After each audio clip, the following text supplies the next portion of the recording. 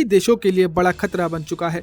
इस संगठन का संस्थापक और मुखिया हाफिज मोहम्मद सईद के बाद अब उसका बेटा तलहा सईद धीरे धीरे जमात उल दावा और लश्कर ए तैयबा जैसे आतंकी संगठनों में सक्रिय भूमिका निभाने लगा है।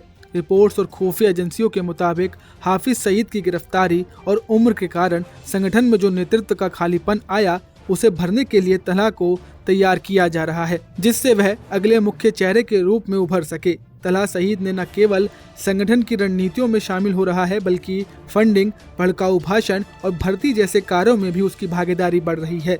वहीं जकी उर रहमान लखवी लश्कर का ऑपरेशनल कमांडर और 26/11 हमले का मास्टरमाइंड रह चुका है। उसे कुछ समय के लिए गिरफ्तार किया गया था, लेकिन बाद में जमानत पर छूट गया। 2021 में उसे फंडिंग के मामले में 15 साल की सजा सुनाई गई, जो कई विशेषज्ञों के अनुसार केवल दिखावटी कदम था। संगठन के अन्य सीनियर चेहरों की बात करें तो वह भी कम खतरनाक नहीं है। साजिद मीर उर्फ सैफुल्लाह साजिद जट 26/11 मुंबई हमले का एक प्रमुख मास्टरमाइंड रहा है और आज भी दुनिया की कई खुफिया एजेंसियों की हिट लिस्ट में शामिल है। अमेरिकी FBI ने उसे मोस्ट वांटेड टेररिस्ट घोषित कर रखा है और उस पर इनाम भी घोषित किया गया है। पाकिस्तान लंबे समय तक ये दावा करता रहा है कि वह मरा हुआ है, लेकिन अंतर्राष्ट्रीय दबाव के बाद माना गया है कि वह जीवित है और पाकिस्तान में ही छिपा हुआ हो सकता है।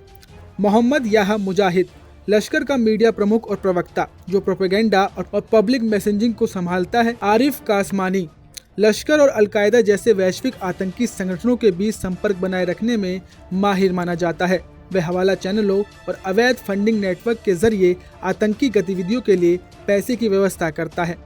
हाजी मोहम्मद अशरफ लश्कर ए तैयबा का फाइनेंशियल मास्टरमाइंड, जो संगठन की आर्थिक रीढ़ कहा जा सकता है।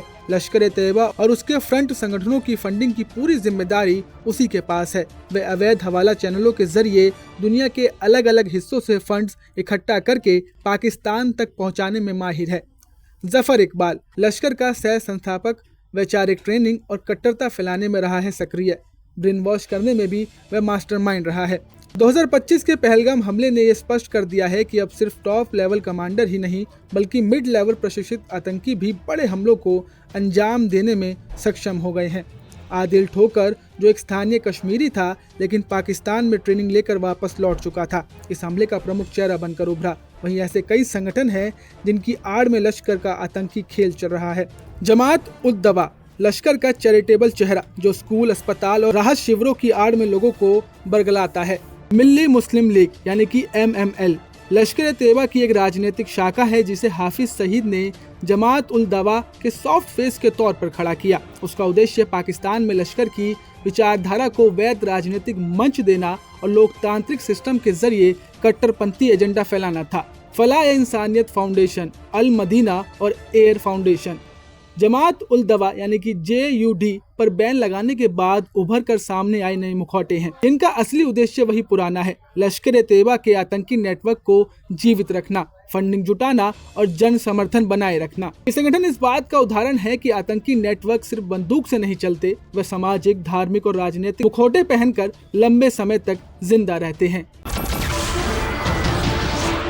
नमस्कार, मैं हूं मानक गुप्ता। अगर आपको हमारा ये वीडियो पसंद आया हो तो इसे लाइक और शेयर जरूर करें, और हाँ, हमें सब्सक्राइब और फॉलो करना ना भूलें, ताकि आप देश और दुनिया की कोई खबर मिस ना करें। तो जुड़े रहिए हमारे साथ और देखते रहिए न्यूज़ 24।